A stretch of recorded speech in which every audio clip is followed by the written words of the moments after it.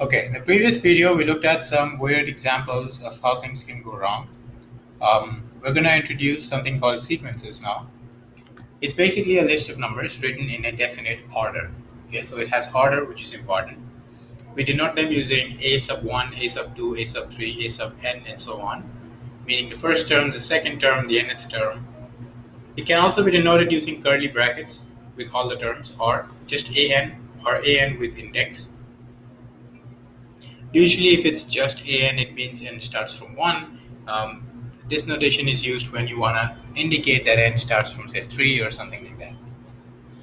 Sequence can be defined using formulas. For example, n over 1 plus n.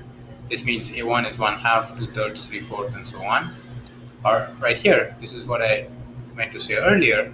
We define this sequence from n equals 3 because if n is less than 3, it's not a real number and it doesn't make sense. Right, so a1 or a3 is 0, a4 is 1, a5 is root 2. So the sequence is 0, 1, root 2, root 3, root 4, and so on. Now you can also be asked to find the formula for the general term. Then you just look at the pattern. So what's happening here is I'm going from 3 to negative 4 to 5 to negative 6, which means I am the number n, right? But I'm also alternating between negative and positive. So I start with, it means I have a negative 1 over n. That's the numerator. If I look at the denominator, that's 5, 5 squared, 5 cubed, 5 to the 4, and so on. That's 1, so maybe the denominator is 5 to the power n minus 2. Because 3 minus 2 is 1, 4 minus 2 is 2, 5 minus 2 is 3.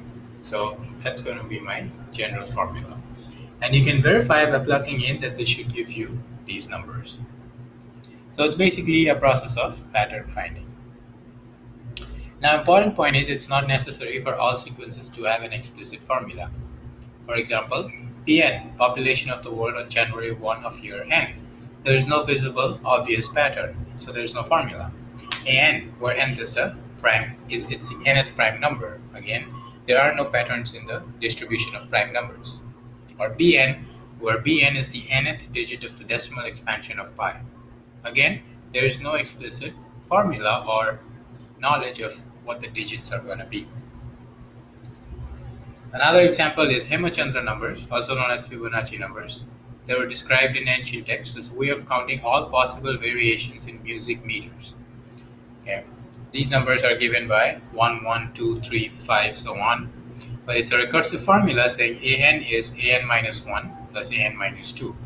So the new terms depend on the previous two terms.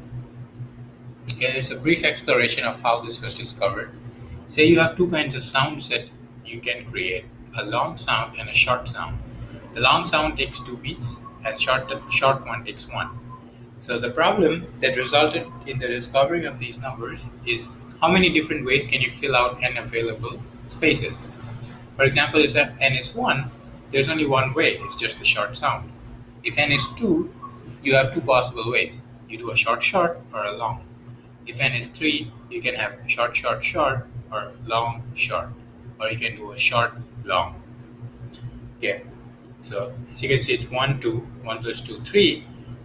Expected for n equals 4 would be 2 plus 3, 5 number of ways. So I guess as a concept check or as a fun exercise, you can try to find this for 4, 5, 6, 7, etc. and see if you can notice that the patterns give you that the series of numbers 1, 1, 2, 3, 5, 8, 13, and so on. A visual representation of sequences. Consider n over n plus 1. We can plot the values versus n. They're not going to be continuous because it's only defined for each natural number, but you can see a pattern, right? You can see that n over n plus 1 can be written as 1 minus 1 over n plus 1. And this fraction can be made as small as possible as n goes to infinity, so we can say that the limit equals 1. In general, when we say that the limit of a sequence is L, it means that as n goes to infinity, value approaches L. If the limit exists as a finite number, we say the sequence converges, otherwise we say it diverges. We had a similar definition for convergence and divergence in integrals. A more precise definition is this: limit n goes to infinity a n equals L if for every epsilon greater than 0, there is an integer n such that if n is more than the capital N, then the distance between the sequence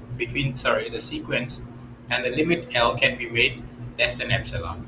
So what this is saying is, claiming that this L here is the limit means that I can take this an as close to L as possible. That I can make the distance between an and L less than epsilon. Here are some results on limits. If the limit of a function is L and f of n is the sequence, then the limit of the sequence is also L. If the limit of the sequence is infinite, that means that for every positive m, there is an integer n, such that if n is greater than n, then an is greater than m. Meaning, while if the limit is infinite, if you give me any number, I can find a term in the sequence which is larger than the number. Then you have the limit laws. Basically, you can add, subtract, multiply constant, multiply sequences, divide sequences with the limit properties preserving, even take powers of sequences with the limit preserving, as long as in division the denominator is not 0, in power the index is positive and each term is positive. And lastly, if the limit of the absolute value of a sequence is 0, then the limit of the sequence is necessarily 0.